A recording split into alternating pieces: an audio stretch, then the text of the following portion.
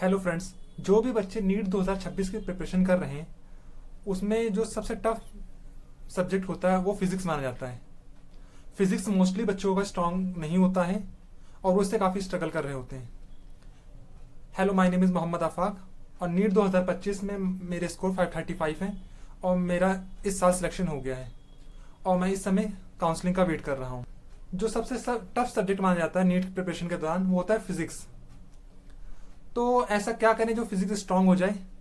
अगर मैं अपनी बात करूं तो मेरी सबसे स्ट्रांग बायो थी, देन सेकंड नंबर पे फिजिक्स थी, देन थर्ड नंबर पे केमिस्ट्री थी। तो अगर कोई बच्चा चाहता है कि उसकी फिजिक्स स्ट्रांग हो जाए तो वो 4 चीज फॉलो करे। First, follow your current syllabus. बच्चे क्या करते हैं प्रिपरेशन के दौरान, जो भी इनका करंट सिलेबस चल रहा होता है फिजिक्स का, वो तो या तो लेक्चर देखते नहीं है, अगर देखते तो प्रॉपरली नहीं देखते। कभी लेटे हुए देख लिया, कभी 2x में देख लिया, कभी देखा ही नहीं, कभी बैकलॉग रिकॉर्डिंग देख लिया, बाद में देख लिया। तो फर्स्ट थिंग ये करें कि जब भी लेक्चर आए प्रॉपरली देखें, पूरे ध्यान से देखें और जो भी सर क्लास में पढ़ाएं उसका प्रॉपर नोट्स बनाएं। क्या पूरे नोट्स बनाने की जरूरत है? नहीं। जो भी सर टॉपिक समझा रहे हैं उसके नोट्स बनाएं और उसके रिलेटेड जो भी 1 या 2 क्वेश्चन हो उनको नोट कर लें। अगर आप सारे क्वेश्चन नोट्स करने बैठेंगे तो वो लेक्चर 2 घंटे नहीं बल्कि 4 घंटे का हो जाएगा।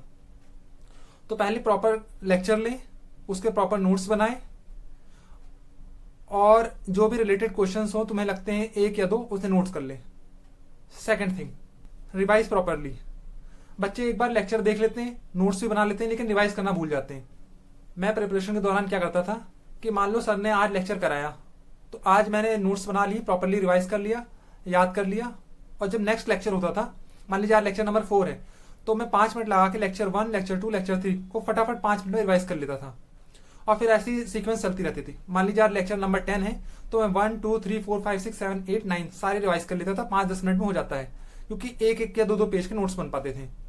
और जब मान लीजिए एक चैप्टर कंप्लीट हो गया है था तो मेरा ये टारगेट होता था कि एक शेड्यूल बना लूं कि 15 डेज के अंदर मेरा एक चैप्टर का साइकिल घूम जाए ताकि वो चैप्टर दोबारा आ जाए।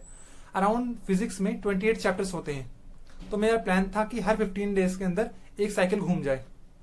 तो अगर आप रिवाइज नहीं करते हैं तो ये मान के चलिए कुछ दिनों बाद आप भूल जाएंगे और फिर आप स्ट्रगल करेंगे।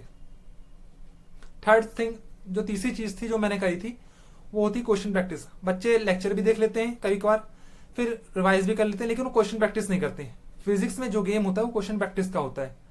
अगर आप क्वेश्चन प्रैक्टिस नहीं करेंगे तो ये मान के चलिए कि आप 10 में से 3 क्वेश्चन कर पाएंगे लेकिन 7 क्वेश्चन नहीं कर पाएंगे। तो क्वेश्चन प्रैक्टिस करें कैसे? मान लीजिए सर ने जो लेक्चर लिए हैं, करंट के दौरान बात करते हैं, जो सिलेबस चल रहा है, तो सर ने लेक्चर लिए, आप उसे प्रॉपर देखें, 1-2 क्वेश्चन कॉपी में नोट कर लें। जब लेक्चर खत्म हो जाए, शाम को जब पीडीएफ मिलती है तो सारे क्वेश्चन को खुद प्रॉपरली लगा के देखें, सारे सॉल्व करें। जो उस दिन की डीपीपी मिली है उसको प्रॉपरली सॉल्व करें। अब मान लीजिए ये आप लेक्चर को फॉलो कर रहे हैं, अब जब चैप्टर खत्म हो चुका है बाद में क्या करें? तो बाद में जब भी आपको क्वेश्चन प्रैक्टिस का टाइम मिले, चाहे शेड्यूल हो, तो आप नोट्स में ना नोट, कॉपी में ना नोट करें क्वेश्चन, बल्कि आप पीडीएफ खोलें और सारे क्वेश्चन सॉल्व करना स्टार्ट कर दें। आज लेक्चर 1-2 के कर लें, कल 3-4 के कर लें, ऐसे 5-6 के कर लें। यानी जितना भी आप maximum to maximum question practice करते रहें। लेकिन कैसे? पहले प्रॉपर क्लास के क्वेश्चन सॉल्व करें, सेकंड स्टेप उसके बाद प्रॉपर डीपीपी के क्वेश्चन सॉल्व करें, उसका थर्ड स्टेप पीवाईक्यू सॉल्व करें, उसके बाद किसी मॉड्यूल, किसी एक्स्ट्रा बुक पे जाएं। मोस्टली बच्चे क्या करते हैं कि वो सबसे पहले मॉड्यूल उठा लेंगे, टफ करने लगेंगे, लेकिन जो क्लास के क्वेश्चन होंगे, टीपीपी क्वेश्चन होंगे, उन्हें छोड़ देते हैं। उन्हें लगता है कि वो आ गया है, लेकिन वो सबसे बड़ी मिस्टेक करते हैं। फोर्थ थिंग, जो बच्चे क्या करते हैं कि वो टेस्ट नहीं देते।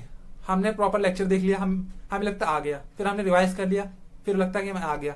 हमने क्लास के क्वेश्चन कर लिए, हमें लगता आ गया, लेकिन जब हम टेस्ट देते हैं तो हमें नई लैंग्वेज सीखने मिलती है, हमें न्यू कॉन्सेप्ट पता चलता है कि कैसे न्यू कॉन्सेप्ट को अप्लाई किया जा सकता है।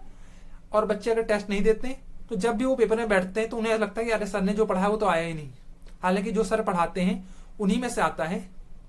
तो अगर आप प्रॉपर टेस्ट देंगे तो आप में वो कॉन्फिडेंस आना स्टार्ट हो जाएगा।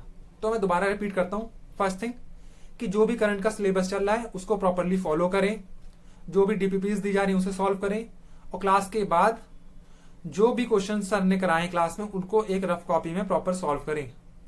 सेकंड थिंग, जो सर बना रहे नोट्स मेकिंग का, कि प्रॉपर नोट्स बनाएं, क्या सारे नोट्स ना बनाए बल्कि जो सर समझा रहे हैं, डिस्टेंस और डिस्प्लेसमेंट समझा रहे हैं, वेलोसिटी समझा रहे हैं, एक्सेलरेशन समझा रहे हैं, उनके नोट्स बनाएं और उनसे रिलेटेड 1-2 क्वेश्चन कर लें। ताकि जब आपको बाद में रिवाइज करना हो तो इजिली आपको रिमेंबर हो जाए क्वेश्चन देख के। थर्ड थिंग, जितने ज्यादा क्वेश्चन प्रैक्टिस करेंगे उतने फायदे में रहेंगे। क्वेश्चन प्रैक्टिस कैसे करनी है? पहले लेक्चर के सारे क्वेश्चन करें, फिर उसके बाद आप डीपीपी के सारे क्वेश्चन करें, उसके बाद आप ये टारगेट करें कि आपको पीवाईक्यू करने हैं, उसके बाद आपको टाइम मिले तो मॉड्यूल पे जाएं, क्योंकि सर लोग ही इतना करा देते हैं कि आप वो बहुत इनफ होता है। उसके बाद संडे को प्रॉपर टेस्ट लगाएं, फुल सिलेबस टेस्ट दें, पार्ट टेस्ट दें, लेकिन टेस्ट दें। जब आप ऐसा करने लगेंगे तो शुरू में बहुत हार्ड लगेगा, आपको ऐसा लगेगा कि टाइम ही नहीं बच रहा, लेकिन धीमे धीमे जब आपकी स्पीड फास्ट होने लगेगी तो आपको लगेगा कि आपकी फिजिक्स स्ट्रांग हो रही है। क्योंकि नीट 2025 में ऐसा हुआ है कि जिस बच्चों को फिजिक्स स्ट्रांग नहीं थी या जिन्हें टफ लगता था उनका सिलेक्शन रुक गया है। और बच्चे को फिजिक्स में एक और बात जो करते हैं, बच्चों के बेसिक्स स्ट्रांग नहीं होते। मैं मैथ्स बैकग्राउंड से था तो मेरी बेसिक्स स्ट्रांग थी, मुझे फिजिक्स बहुत ईजी लगती थी, सॉल्व करने में बड़े बड़े न्यूमेरिकल में इजीली सॉल्व कर लेता था। लेकिन मोस्टली बच्चे क्या करते हैं, उन्हें मैथ्स से डर लगता है, तो आपको square root, basic maths, trigonometry, थोड़ा बहुत टेबल और मल्टीप्लाई, डिवीजन, ये सब आपको प्रॉपरली जो सर क्लासेस में कराते हैं सिलेबस स्टार्ट होने से पहले, उनको प्रॉपर कर लेना चाहिए और उनको रिवाइज करते रहना चाहिए।